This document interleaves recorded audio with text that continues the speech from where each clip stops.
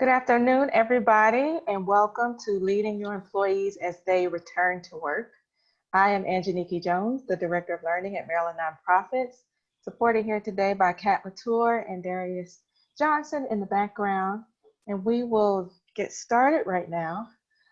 Before we get started, I just want to say a few housekeeping notes.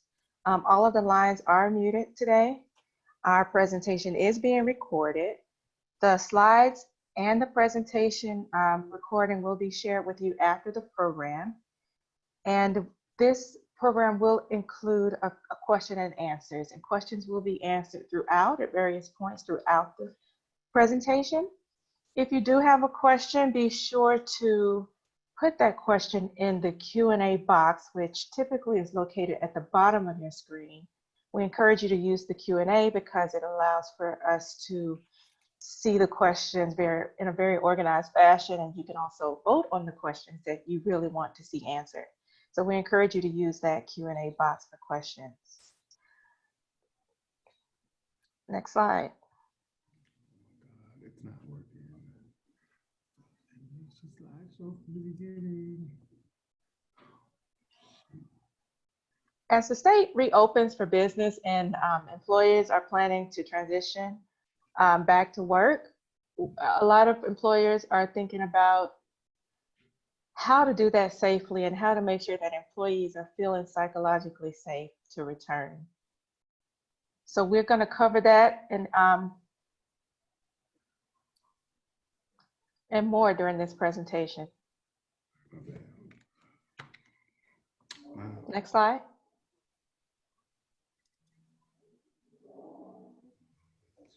This is working.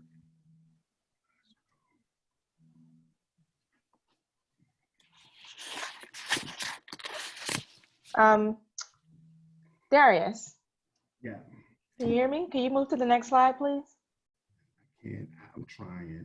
I'm trying, Anjaniki. I don't know what. Okay. No problem. Just bear with us.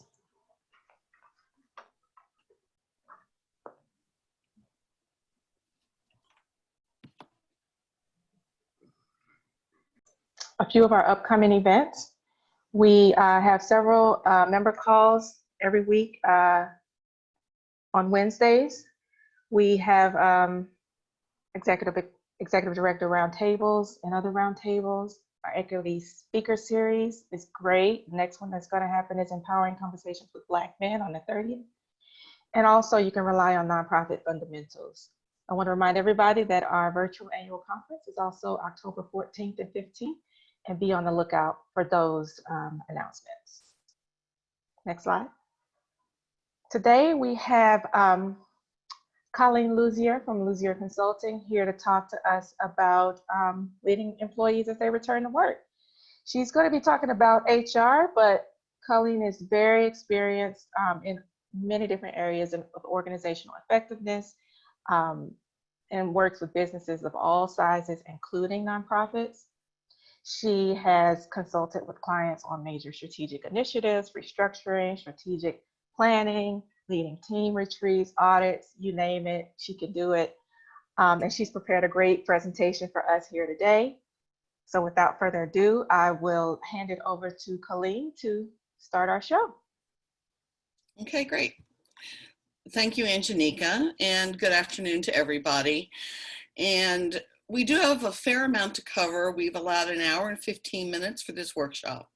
So I'm going to kind of jump in. I'll stop several times during the presentation for questions, and we'll also have a nice, at least 15 minutes worth of time at the end for questions.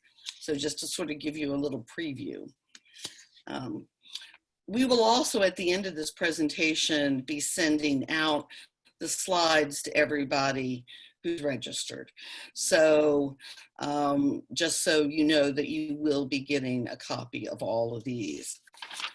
So I really have a couple, 4 or 5 major areas of focus here.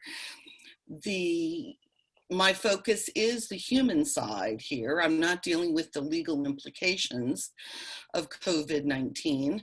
My background is in human resources and organizational development and the things that you all heard Angenika speak about. But the main areas we're going to be focusing on today are communicating with employees, psychological safety, which is a critical component, physical safety, and we've all been, reading a whole bunch about how to make the workplace safe. What happens next? What do leaders and people who are part of the leadership decision-making process need to be doing next to continue to stay on top of this strange and unique environment? And then what are some risk management considerations that you should be thinking about? So we'll move on to the next slide, which is communication is a very key component. Perhaps I'm stating the obvious here, but I don't think you can do too much communication during this time period and any time of great change, which certainly our current state and country is in. I talk about being open and transparent. I think transparency is an overused term these days. However, I think it's important to emphasize it here. You want employees to trust you. That means you need to deliver the good news and the bad news. You can deliver the bad news in a candid, but hopeful and compassionate way, but you need to deliver it all. So if you want trust and if you want to build your credibility, you need to share as much as possible. So I just wanted to be clear about that. You also want to communicate, as they say about voting, do it early and often. You should be communicating on an ongoing basis. At a minimum, you should be communicating, if you're the leader of the organization, once a week with your staff, and more frequently if things are changing more frequently. If you are a supervisor or a manager, or you represent the human resources department for your organization, daily communication is great, okay? Even if it's just a quick check-in. You want to be consistent and fair. And if people are working remotely, or some of your employees are at home working, some are in the office, some do a combination of both, you need to make sure that different supervisors or managers are allowing the same sort of flexibility. You want to make sure your policies are being followed consistently.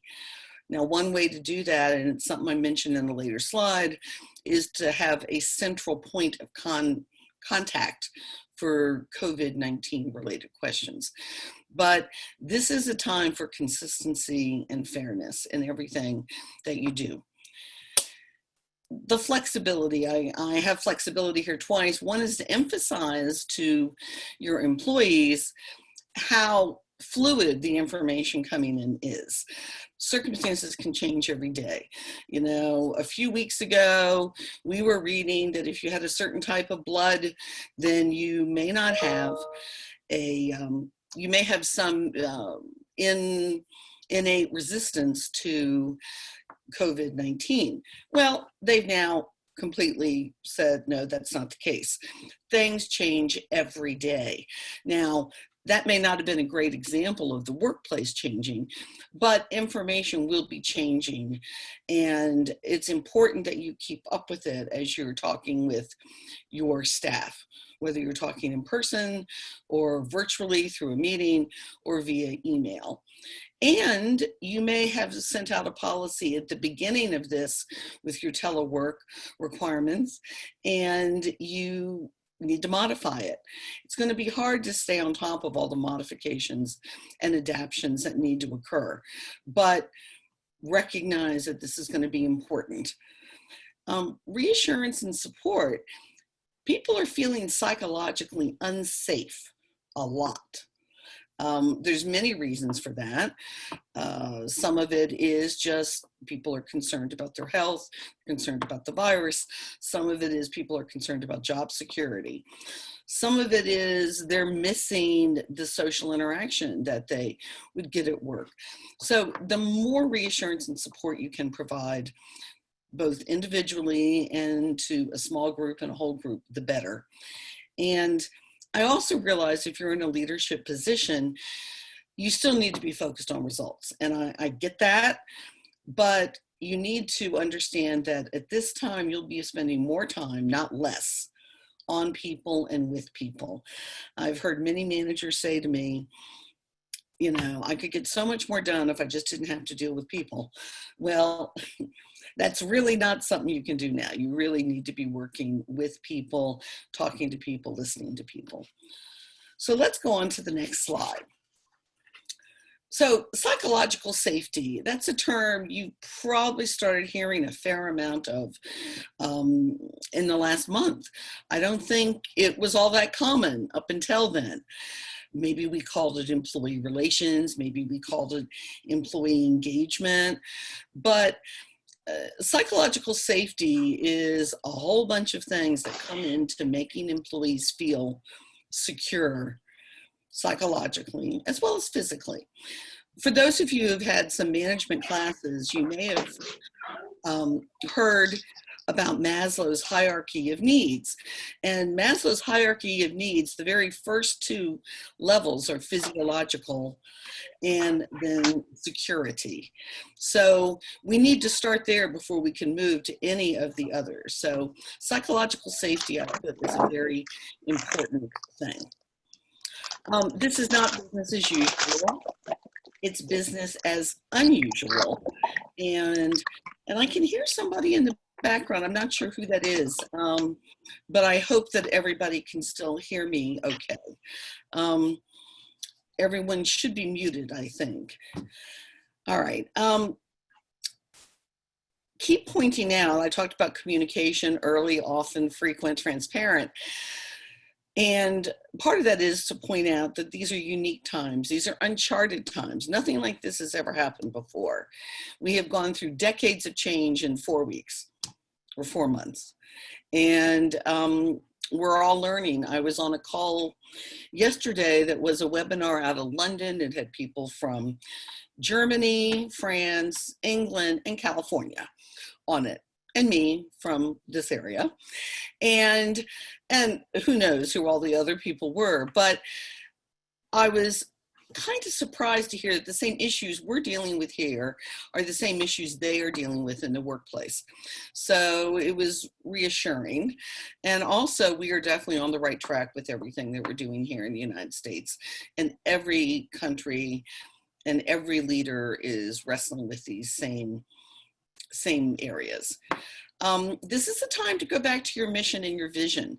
This is the time to make sure that the things employees share, such as the values and that shared sense of purpose, are front of mind.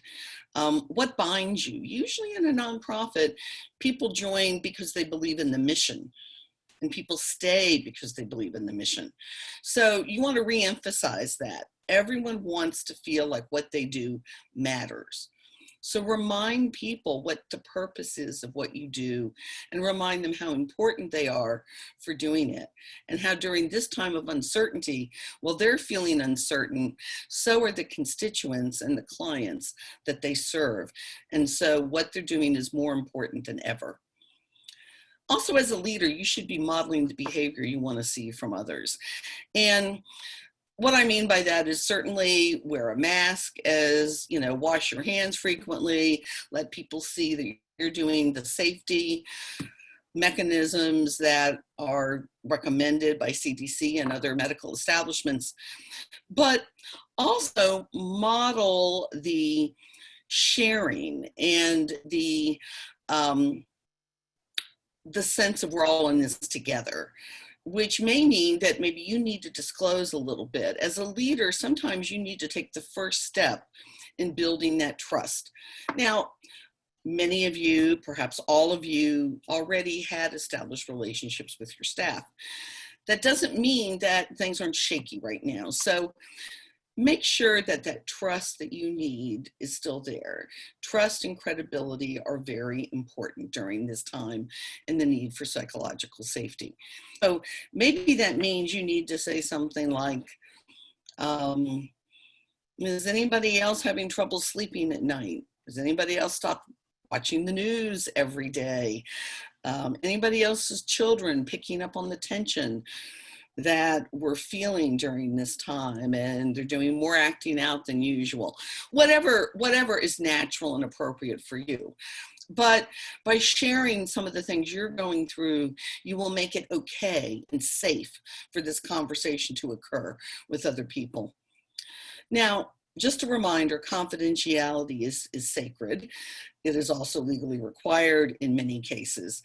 It's sacred because if an employee shares with you they're really, really struggling and they're having a lot of problems, that might be something that's confidential between you and them. If somebody shares with you that their partner or themselves has symptoms of COVID-19, then you cannot share their name. You can't say, Susie Smith has, her partner was diagnosed with COVID-19 and we've sent her home to quarantine.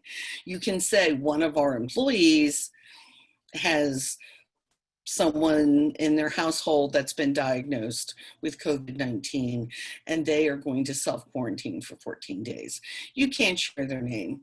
Now, in some organizations, particularly smaller organizations, people are going to know in all probability who it is. And they may talk among themselves, but you as the leader, you as the manager, you as HR, you cannot share their name. They can call in and share their information with their coworkers, but you cannot, okay? So the confidentiality is important. And another thing that's very important is to be clear what you are doing as an employer to make them feel safe psychologically and also physically. And we're going to deal with the physical aspect a little bit later. But also make sure employees know what's expected of them. And part of that is their work responsibilities and priorities. But part of that is also that commitment to each other. You know, there's a reason why almost every ad or any promotion we see on TV has the hashtag, we're all in this together. We're all in this together is something you want to be making sure you are promoting and walking the talk all the time. Okay, let's go on to the next slide. So acknowledging the elephant in the room, it's certainly something that we've all heard the expression of, and that just means it's okay. It's okay to talk about your fears, your concerns, your losses. That's part of what I was talking about with establishing trust and fears. And again, it can and should start with you. Whether you're the head of the organization or you're in a leadership role in the organization or you're part of the leadership team in the organization, it's up to you to be normalizing the fears, the concerns, and there may have been some losses. And you need to make sure employees know it's okay to talk about that as well. I'm going to make a few suggestions later about how you may want to deal with some of those feelings besides just sharing and having an open conversation. But you should be encouraging these conversations. This is the time when people may need to talk more. You should not be dominating the conversations. You should be facilitating. You should open the conversation and then listen. You should listen to what's being said, but you should also be listening to what's between the lines. If you're on a Zoom call and you've got a shared screen, then maybe you can see if people are looking distracted or they're rolling their eyes. If you're physically all present together in the room, you can see by their body language whether or not they're believing what you're saying, or they're buying in, or they're agreeing with, or you may notice that they want to say something, but they're waiting for the right time to interrupt. So pay attention to these things. If you're physically all in the same room, pay attention. There's sidebar conversations going on somewhere. Because that may be important, not in the way that a teacher might say, you know, Jack, would you like to share with everybody what you're talking to Ben about?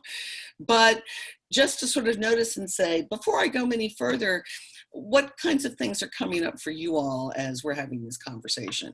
And that gives the people that are having a sidebar a chance to speak up, okay? Be visible, be present. Many years ago, there was a term called walk around management.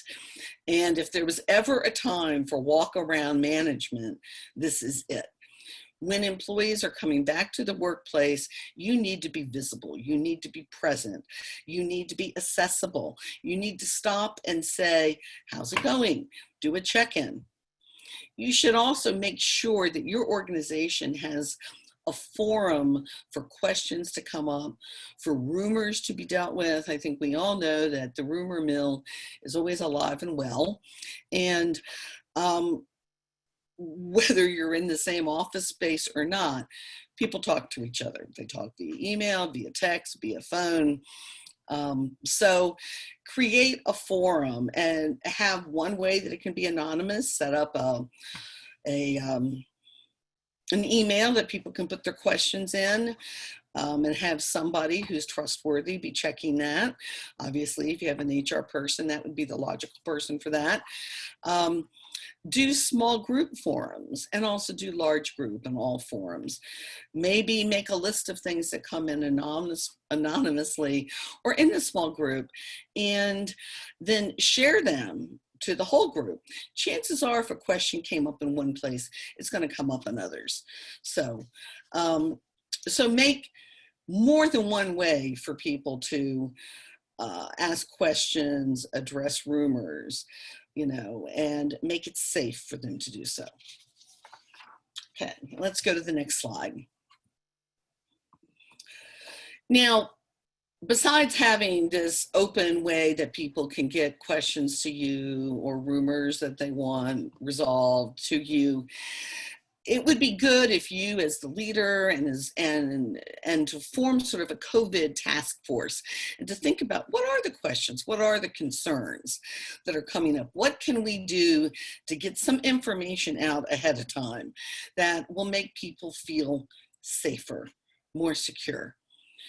Part of that Q&A, and you can do this both in writing with the questions you've anticipated, but also when you are speaking via Zoom or Microsoft Teams or I think Google Meets. There's a variety of ways that people are communicating these days, but address the obvious both in person and electronically. Talk about the organization's sustainability. Has the organization been able to get any federal or state or local funds? What has that done to help the organization survive? Are you anticipating any layoffs? If so, maybe you've done some layoffs. People are going to want to know, are you going to have more? So you might say, I don't know the answer to that. You all know we have had to do some. Right now, I don't know, but we're doing everything we can to keep our organization functioning, to keep your workload manageable, and I will keep you informed every step of the way. So address it. You may not have all the answers, and it's okay to say, I don't have all the answers, but let them know that you know that they're thinking about this. You want to consider bringing in counselors. You as their manager, you as their leader, you're not professionally trained to deal with this. So if you have an EAP program, this is great. Now you can utilize the heck out of this program. Normally only about 4% of the workforce use an EAP program, but this is the time that it could really be used. And EAP is an employee assistance program, in case anybody is wondering. If you don't have an EAP program, perhaps you can look into a local mental health association, and perhaps they can recommend some licensed clinical social workers or social worker or a counselor who can come in under a contract basis and meet with employees. And maybe you can say to employees, I have authorized this person to do up to 1.5 hours, 3 hours, 4 sessions, whatever, with each person who requests it. And so employees know that there is this other outlet for them, this other safe place for them to talk about what they're dealing with, their fears, their concerns. All of these things are part of creating that safe and supportive environment that will allow people then, your staff then, to focus on doing their job. The safer they feel, the more secure they feel, the more they'll be able to focus on what needs to be done and be able to help the clientele that you support. It's really important, and again, maybe this is obvious, but show appreciation. Show appreciation to your staff for showing up, for doing what they're doing. And that may not have been in the past showing up in the workplace. Maybe now it is going to be coming into the workplace, but continuing to work.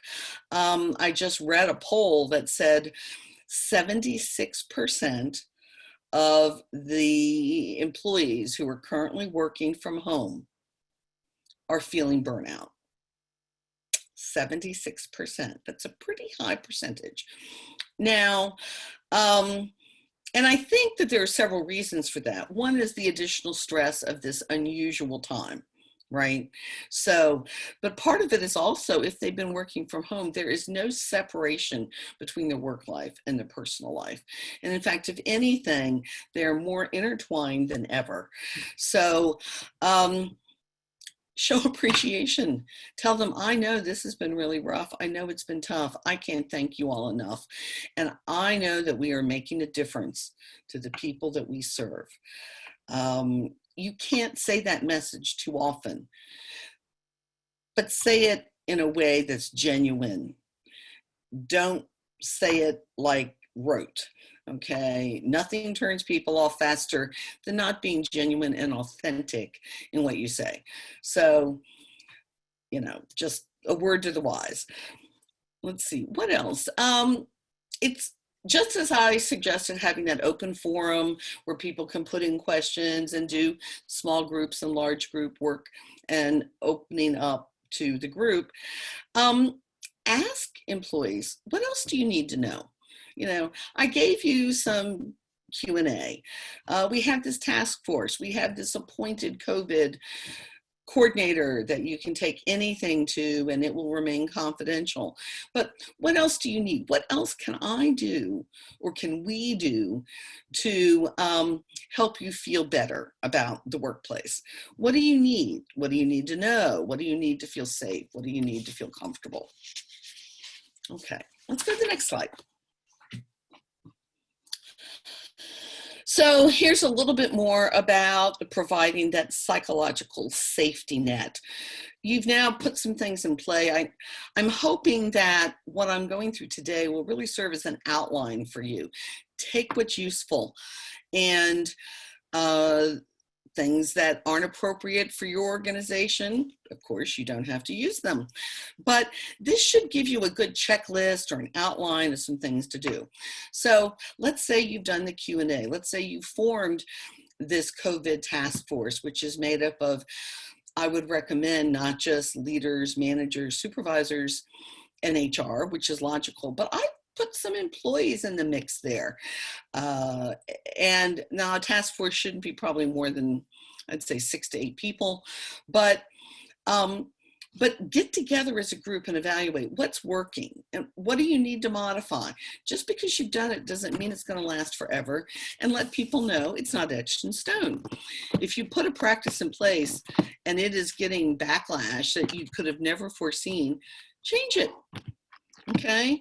Again, this gets back to that flexibility, which was on our very first slide about communicating. get in touch with your healthcare provider or providers. Maybe you have HMOs, maybe you have PPOs, maybe you have many of those. Bring them all in. Ask them to answer questions that employees might have about their health benefits, including their behavioral health or their mental health benefits. Most benefit plans have at least some aspect that covers counseling and psychological health and mental health benefits. All right. Now, I haven't talked about this yet. I know I talked about a Q&A, but one of the things, and this is often an elephant in the room, is what's going to happen for our performance reviews? What about our annual salary increase or an annual COLA? Now, this may not be the year that you're going to be doing either of those. And it's okay to tell your employees that, but tell them that and tell them why. I mean, it might seem obvious to you, but they need to hear it. They need to know it. I can guarantee you that employees are wondering what this means. Is there going to be a salary adjustment, a reduction? Are they going to get a COLA, but not a salary increase? And probably the last thing most of your managers are thinking about are performance reviews. They may not even figure out how to do a performance review when they haven't seen you working in the office, even if they've seen the results of what you've been working on at home. So talk about that. And again, ask what else. Look at the language that you're using. Make sure you're using words that are inclusive. You know, we are together, a team. That's very important. And oftentimes we can slip up on that. So be pretty conscious about your word choices and your tone, of course. And I kind of said this earlier when I talked about credibility, but be prepared to share both the good news and the not so good news. This is what helps you build trust and credibility and that sense of transparency that we're after. So looking at our next slide about what I'm calling the virtual water cooler. I guess I probably could have called it the virtual coffee pot too, because people tend to gather around that. But put some fun into the workplace or the workspace. Some of these things I'm suggesting here can be done on a virtual basis. But appoint a committee that'll try to do something creative, whether it's done via a virtual conversation like we're having right now, or if it's done in the office, or if you have people working different shifts and stuff, maybe they need to do it several times so that everybody gets a chance to participate. I just wrote some things down here. I bet all of you have some other great ideas. Maybe that's something you can share on the chat box with each other. But you could ask your employees, have them submit the funniest story, the funniest experience they've had during this COVID-19 experience. Tell them it should be under 300 words or whatever limit you want to put on it. And then maybe have a way that you can poll and ask people to vote on it, okay? And if you want to have a little gift card or just a funny little prize or an acknowledgement, but come up with something, you know, so that people are starting to share these things, that they've all had this experience. Let's focus on maybe something that could be humorous about it. Maybe have people share pictures of their home office. Have them vote. What's the best one? What's the worst one that looks totally chaotic? What would be the most creative, the way it's done? And again, have people vote on that. If you have employees in the workplace, bring in a bunch of helium balloons. And of course, if you have 45 people, you may need 4 people bringing in a bunch of helium balloons. But then give employees magic markers and Sharpies and have them hook their balloon on their socially distant workplace and have them draw the face of how they're feeling today or what they want to communicate today. And so it'll look very festive around the office and people can laugh at one another's faces or ask questions about it. But it's a way just to break up the the norm, or the new norm really, as we're all experiencing.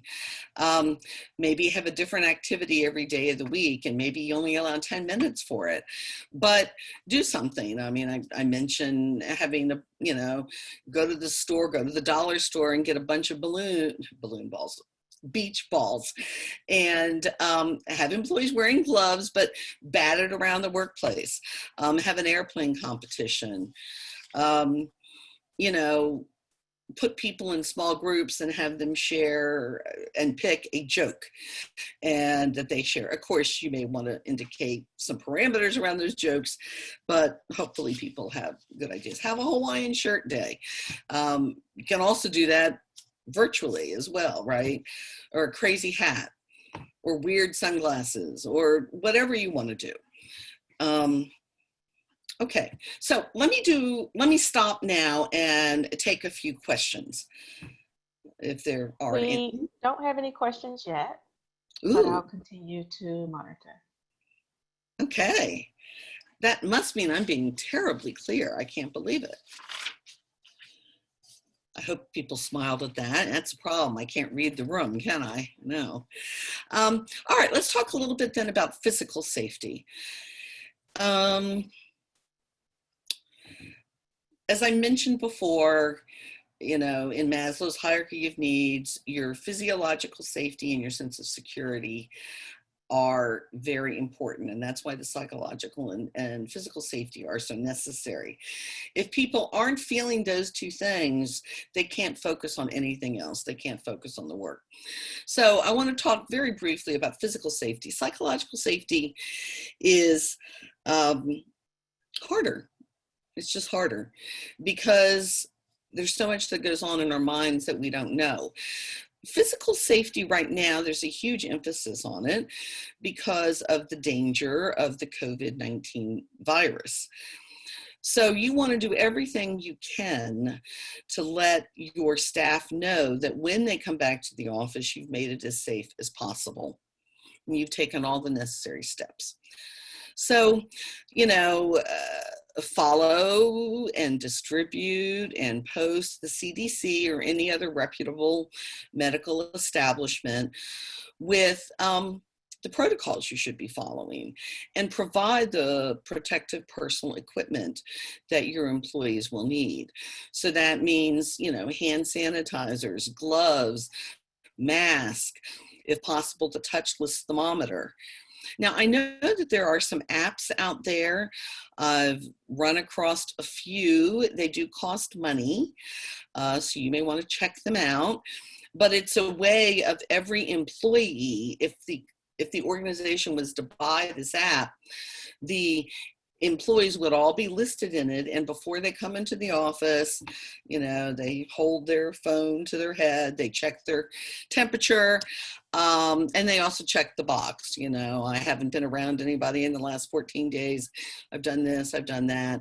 And then they come in. So that is another way of letting employees know this is a step you've taken to provide a safe workplace. Another way, of course, and none of these are brand new ideas, but it might be something you didn't allow before, but now is a great way to allow for that social distancing. I also did see an office furniture company advertising online with all these safety screens that they now had that you could attach to desk. So everybody is getting in on finding a way to help people return to an office environment in a safe way. But you can offer flexibility in work days, have half the people come in on Mondays and Wednesdays and half come in on Tuesdays and Thursdays, and everybody work from home on Fridays. You may want to stagger that so that sometimes, so everybody will have a chance to have a 4-day at home sort of situation. You can stagger work shifts. Many, I imagine, if your employees may have children. And if they do, the school situation, the daycare situation is completely well, it's an unknown right now. Many of the school counties are still talking about what they're going to do. And so, in daycare centers, many of them are still only taking children of essential workers. So to get back to staggering work shifts, which is where I'm trying to go here, you may have two partners that are sharing caring for a child. And so it may be that one would rather work early in the morning, one would rather work mid-afternoon into the evening, so that one of them is responsible for the child if they're working at home or in the office. So this may be a time that you'll need to stagger the work shifts. You know, handbooks will often say something like, you can pick your work hours as long as every employee is here between 10 a.m. and 3 p.m. Well, those core hours may need to shift now. So it's just something to think about. I already talked about alternating work days or splitting a work day. Somebody could come in the morning, somebody else in the afternoons. Allowing a compressed work week. What if somebody worked 3 12-hour days or 4 10-hour days? So that's something else to think about. And, you know, telework, I think, has been proven to work quite well. Almost every organization has been pleasantly surprised with how well it's worked. I think that IT issues have been more difficult because you don't have an IT support person you can call into the office to fix it.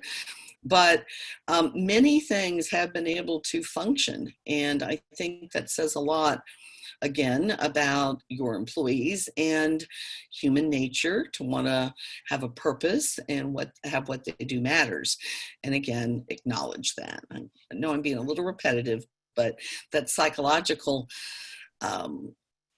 need of employees to feel valued is so important.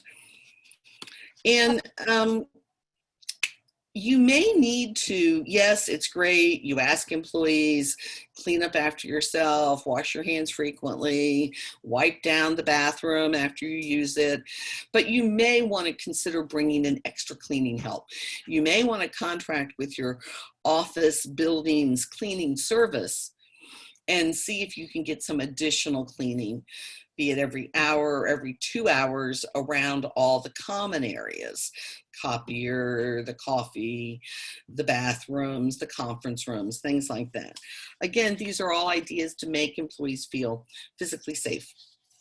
Colleen, we do have a question that's related to this slide, so if you don't mind, I'll go ahead and ask it. Oh, sure. It's regarding the PPE and providing sanitizers, things of that nature. Who's responsible for making sure employees have the correct face mask and other PPE? Is it the employee or the employer?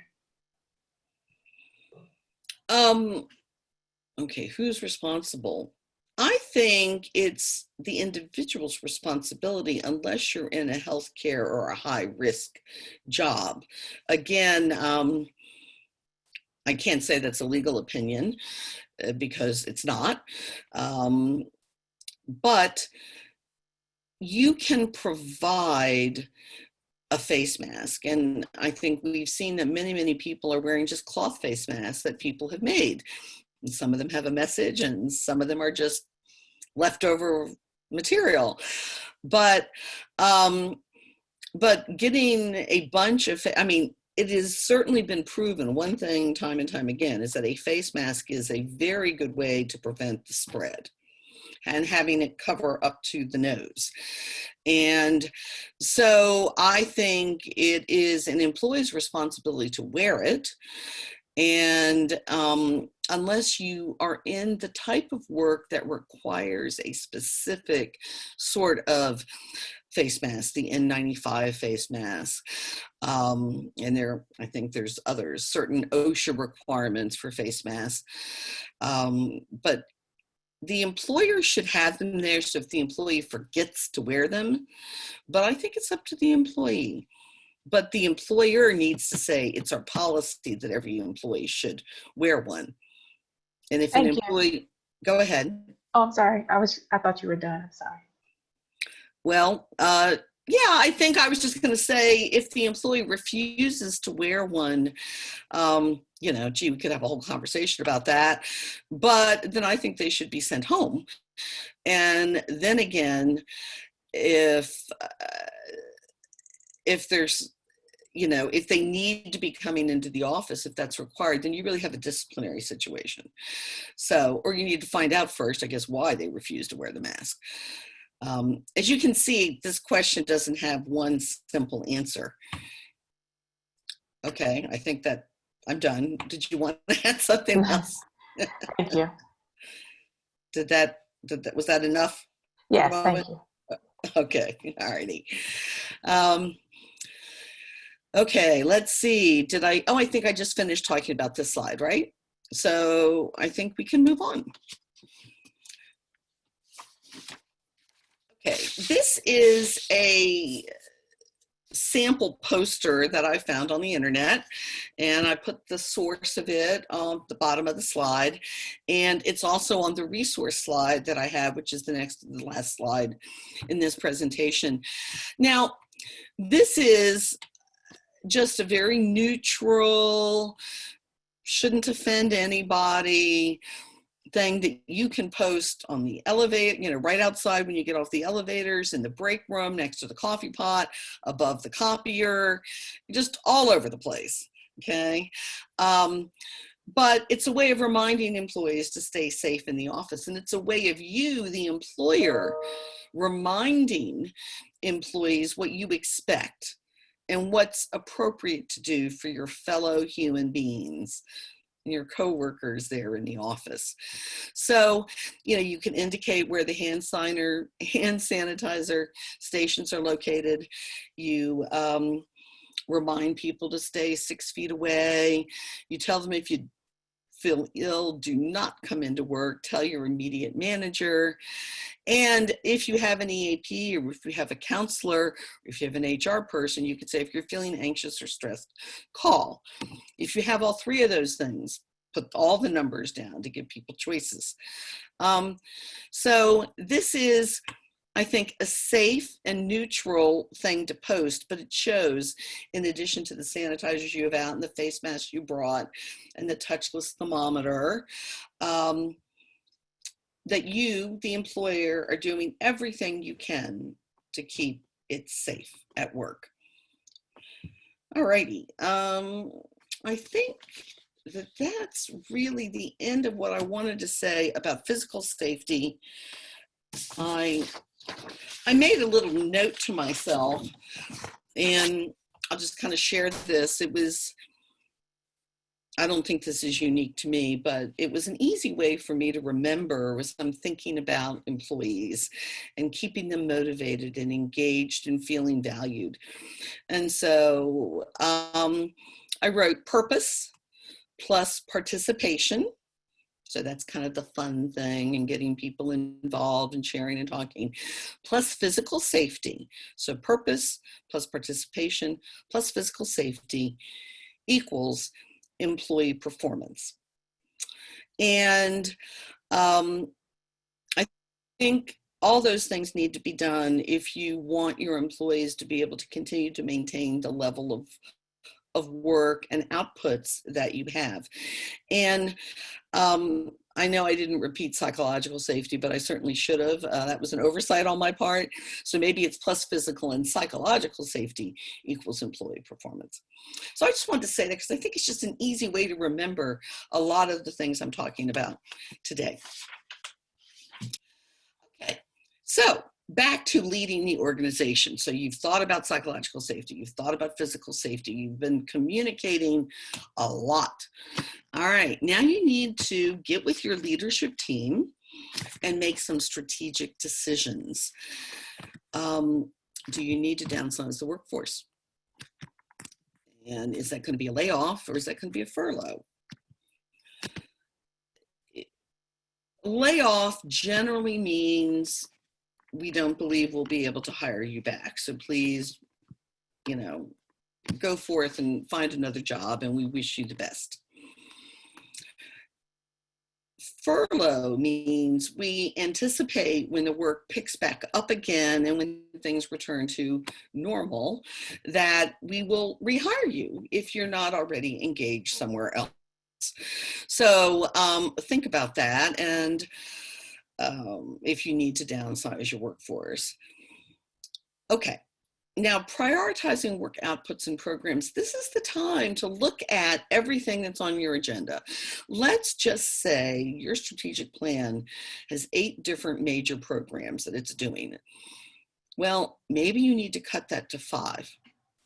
Maybe 3 of those programs aren't going to work so well virtually, or much more difficult to do. Maybe the funding you receive won't allow you to do all of them. What are your priorities and high return programs? That's where you want to focus your time and your employees, and let them know that. If you have a strategic plan and everyone thinks they're still working to that strategic plan, and that's what they're measured on, and there are employee metrics that they're going to feel they need to meet, then you need to tell them what's changed and let them know that you're being flexible, you're changing things, okay? And that means you eliminate the non-priority work outputs and programs. What if you are not going to do any layoffs? You've made that decision, but you're not going to do any bonuses either. All right, so people need to know that. That's okay. Tell them, again, transparency, credibility.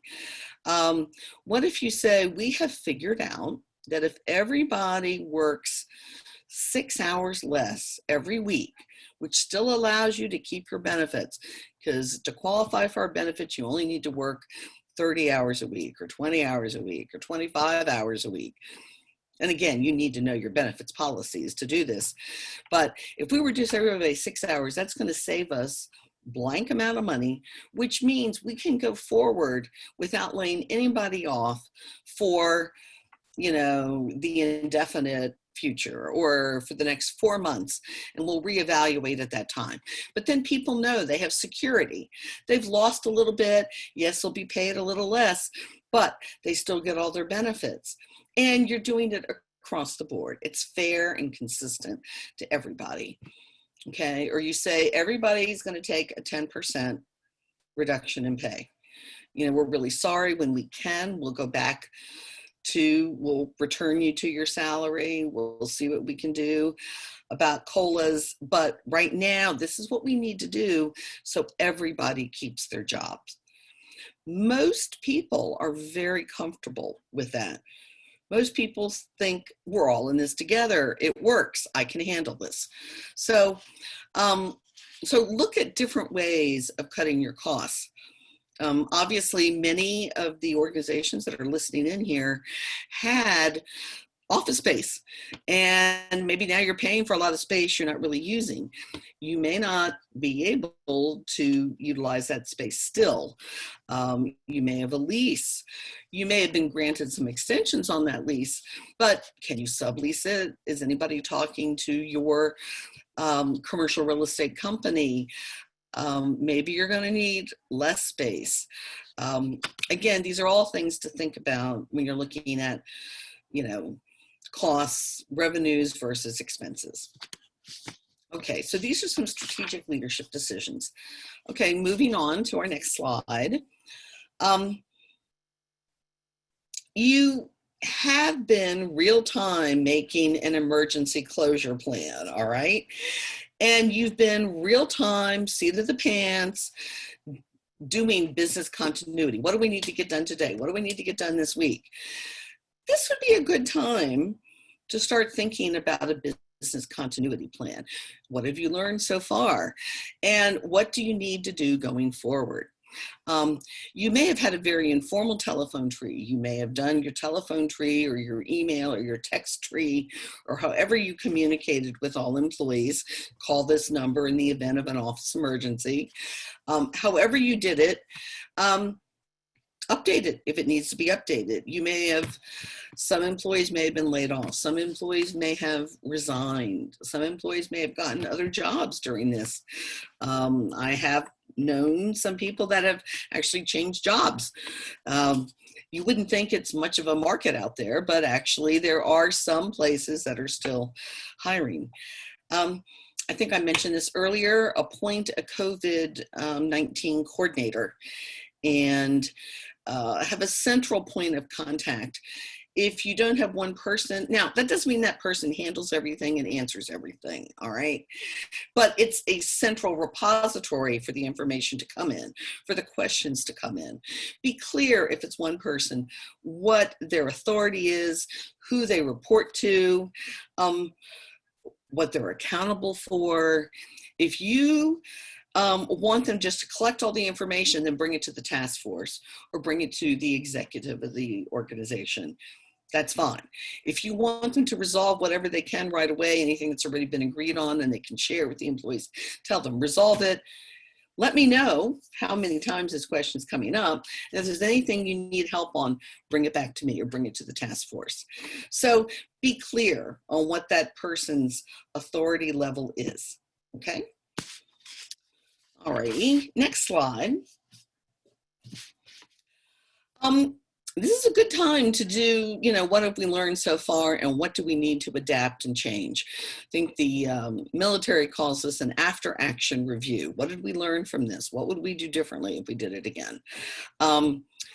Good time to do this and to do it more than once, all right? If you haven't done it yet, do it, but maybe you need to look at it again a month from now. Again, things are changing. The fluidity in the world and with what we're learning, and even in the technology that supports us, is changing rapidly. You probably started doing video conferencing, but you maybe never had behavioral expectations for video conferencing. This is something you want to do now. I don't think it's too late. I mean, the cows may have gotten out of the barn, but now you can say, it looks like this is going to be the way we're going to be doing business for a while. So these are some things I think that we should we should make sure we all do. Like, are you going to allow people to be eating when they're on a video conference? Some people say, of course. Some people say no. Some say, oh yeah, we all get together at lunchtime and it's fine. Do you care what people are wearing on the video conference? Are there any standards you want to put into place? Do you want them to, whenever possible, minimize background noise and interruptions, knowing that many people are working from their home? So do you need to have some guidelines and some behavioral norms out there? This might be a good time to look at your handbook because I have a feeling things need to be changed. You probably need to change your telework policy. It's probably been changed enormously in the last few months. Maybe you need to change your work hours. It's going to be a lot broader, a lot more flexible now. I mentioned code of conduct. Most handbooks have a code of conduct. And if it doesn't say this already, because usually it deals with professionalism and confidentiality and no conflicts of interest. But this is a good time to put in the safety and welfare for themselves and their coworkers, to put that in the expectations. And then after you've updated all these policies to reflect the new world that we're working in, have employees sign that they received the new handbook and policies, so they are aware of what's changed and they have a chance to look at it. I haven't really talked about communicating with your board and with your vendors and with your contractors and with your community stakeholders, with your grant funders. But of course, all of these also need to be communicated with all along, and they need to know what you're doing. And I'm probably speaking to the choir, you all probably are doing this, but I just wanted to mention that I'm focusing here on employees and going back to work, but this communication needs to go out to all of these different stakeholders. All right, and I talked about doing a business continuity plan. One way to do that is top down. Another way to do it is to ask each department to do their own and to adjust what needs to change in the strategic plan, and then put them all together. If you need to do an overview, do an overview. But that divides the work up nicely. It makes it relevant to the people that are writing it, and you get a pretty good sense of what needs to be done. So I am almost at the point where I'm going to open it up to all questions, but is there any questions right now, Angenika? I do have a couple. This one goes back a little bit to what we were talking about, the masks and the requirements there that employers will probably require. What if the employee doesn't have the money to buy enough face masks so that they can wear them every day? Is there some organization or healthcare circle that one can contact to get enough face masks to have them on a daily basis? Bottom line, what if they can't afford to buy many? I can't think of an organization that provides them per se. Having said that, in my neighborhood, there's a thing called Next Door Neighbor, and I bet many of you all have one of these in your community. And there have been people making face masks and offering them, and they can get washed. They can get rinsed out every night. So they may be able to get a free face mask quite easily, or 7 of them, one each day, and just wash them as they go through the week. I don't think this is an insurmountable problem. I think the employer should have some for emergencies. Again, I'm talking just your basic face masks that you can get. I think they're now a lot easier to get than they were in March and April. So we seem to have supply seems to have caught up with demand. But I realize that depending on the number of employees you have, it can get to be very expensive if every day employees are bringing in masks. But I would definitely have some at work. I would imagine that you might be able to also, if you're a small nonprofit and, just barely surviving and money is very, very tight and the employees' money is very, very tight, I'd reach out to maybe different religious organizations or health primary care organizations that serve the underserved and disadvantaged, and see if they have a supply that they can offer. And again, the cloth face mask can be reused. And so I think that's a definite cost-effective way to go. Thank you. Sure. The next question is, I've noticed that until I took my vacation, my team didn't ask for a vacation. Do you have any suggestions on extra self-care policies? Extra self-care. I like it. Well, do I have any recommendations? I think you should say, I took my vacation. It really helped me. I'm noticing that none of you, you're working so hard. I really want you to take a vacation. Even if it's just, a long weekend. What can I do to help you feel comfortable doing that? I think it's important. You can have that kind of a conversation. I think, not knowing what your company's policy is, some people have use or lose. And of course, if it is a use or lose, this may be a year where, for a variety of reasons, you really, for some positions, it would be extremely difficult to take a vacation. And so I would certainly let them carry those hours over. I don't think you can make anybody do it. I think that is why some employers have a use or lose, because they know it is important. I don't really have, though, a good solid answer for that. I think there's a reason why they're not taking the vacation. It may be they could, but their partner or the friend they'd want to go with can't. It could be where they plan to go is closed and they can't go now. They're not able to travel there, so they want to save up their vacation.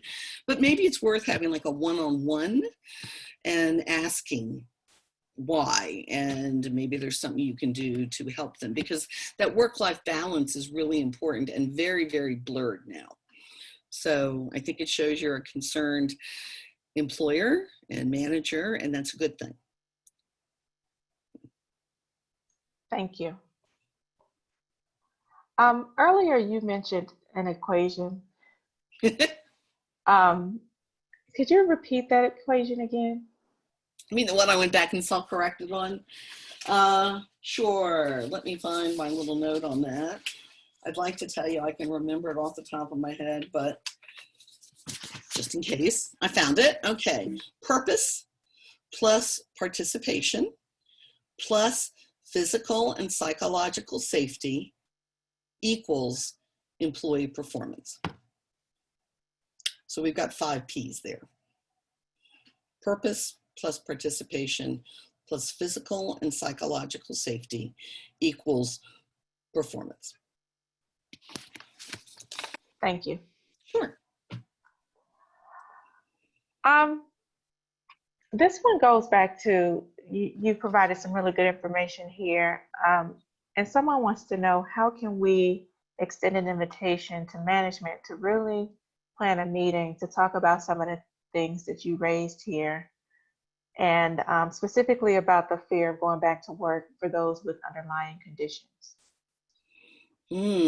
Okay, so this is really, you're an employee who's listening in and you want to know how to reach out to the management or leadership team to raise the question of if someone's fearful about returning to work because of underlying conditions. Is that, did I understand the question right? Yes, and how can you raise that?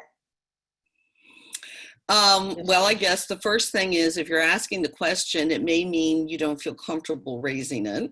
So that makes me frown, because if there was ever a time for open communication, this is it. However, we all don't have perfect workforces and workplaces, so I get that.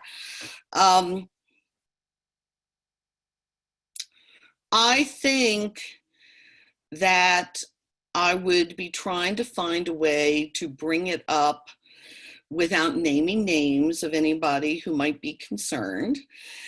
There are often times in every organization what I call informal leaders. They may not have supervisory responsibilities. They may not be in the HR department, but you know who they are. They're the ones that the other employees look to, that they trust in, they confide in, that they may even, if that person's working hard, they work hard. They're your behavioral norm setters in many ways. So I would say maybe try to suggest a COVID task force get together and make sure you've got some of these employee leaders and yourself, since you're the one who's raising the question, and bring it up in that way. This is something we need to talk about. I would think, and again, I can't give you legal advice, but if someone has an underlying chronic condition, especially those that have been noted can be especially risky with COVID-19, then I think parts of the Americans with Disabilities Act would come into effect there. They may never have shared their chronic condition before because it really wasn't an issue before. And it may be that they haven't needed an accommodation before, but they may need it now because of the risk factors associated with COVID-19. So I think my long answer, but to try to make it succinct, is I would find a way to bring it as sort of, this is a general question that I think is going to come up that we need to put out there with all the frequently asked questions and answers, and put it in a safe, but do it in a safe, anonymous way. Like try to get it as a group discussion, or I've heard this. Or better yet, I was on a webinar and this came up and I think we should think about this for our company. I hope that helped. Thank you. Mhm. I think I'm seeing we have 5.5 minutes left, which is fine because I'm answering questions. Yeah, But a couple of more questions. a couple more questions. We certainly have time for a couple more questions. May I just do 2 things before we do Sure. that? I think I finished this slide. I think I did. Did I? Yes. Okay. Right. I just wanted you all to know that a sample of a business continuity plan is on the source that's below here. It's also listed on my resources sheet, which is 2 slides from now. And so that has some things you should be thinking about when you develop it, whether you develop it by department and put it together for the whole organization or not. And I do have a slide, next slide please, dealing with risk management considerations. I've just mentioned the ADA here, Americans with Disabilities Act. Also be careful if you do layoffs or furloughs or any policy changes you make, that there's nothing that would have a disparate impact on anything protected under EEO. And that means race, religion, creed, sexual orientation, you know, did I say religion already? I mean, it goes on and on. So, and it also varies by state and locality, and you need to be following the most rigid, which is usually the local government. So be aware of that. And do take a look at all your other insurance policies, including your directors and officers policy. And if you've never had business interruption insurance, this might be something you want to look into. Okay. And then I think actually the next slide is my resource page, which is resource page. Yeah, everything there should be pretty clear. And Maryland Nonprofits has a great going back to work policy draft that you can adapt. And it also has a wonderful page for members with all sorts of resources. So I encourage everybody to look at that. And anything else I've referenced, I've put here. Okay, so now I'm at Q&A. I'm back to you, Anjanika. Thanks. And I just want to mention that we will put hot links to those resources in our follow-up email when we send out the recording and the presentation to you all. Mm-hmm.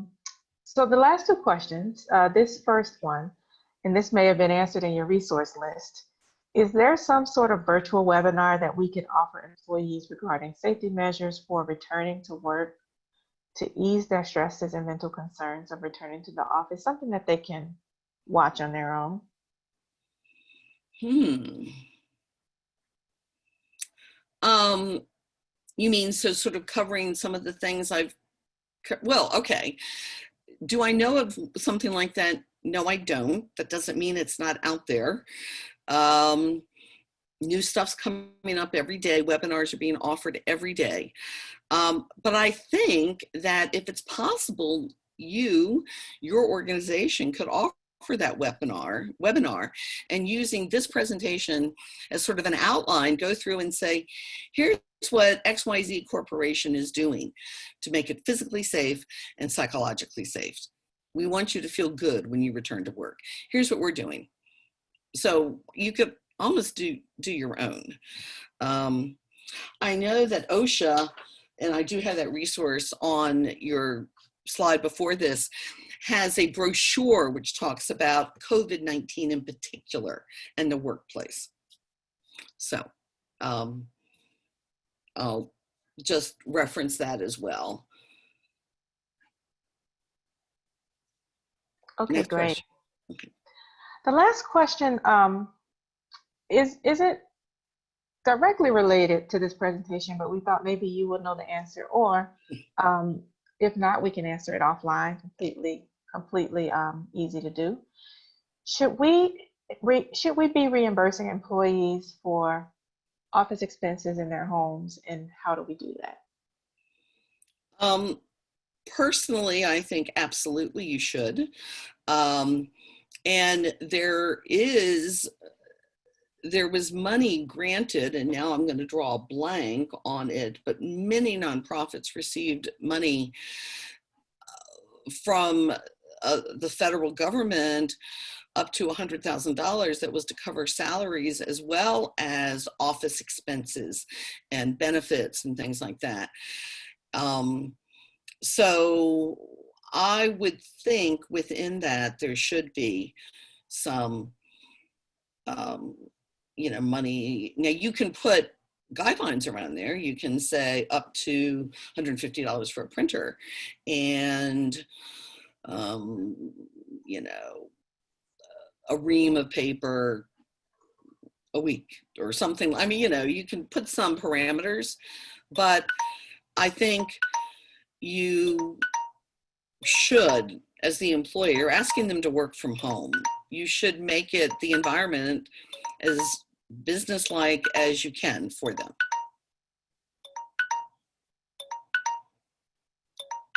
I don't know that that's legally required, but I think it's morally required. Thank you. Yeah. And with that, that is the last question. And so I will just thank you so much, Colleen, for sharing with us today. And I assure you that if you have other questions on this topic, you can email us at learning@mdnonprofit.org, and we can get those questions to Colleen. Colleen, if you'd like to share your email address, we can put it here, or we could just, get those questions out to you through Maryland Nonprofits. It is on the first page and the last page of the presentation. It has Okay, great. Okay, great. Well, you all have enjoy the rest of your day, and good luck with grappling with all of these issues with returning back to work. Certainly is not an easy topic, and we appreciate you coming on and with us today to learn more about that. Thank you so much. Thank you, everybody. Good questions.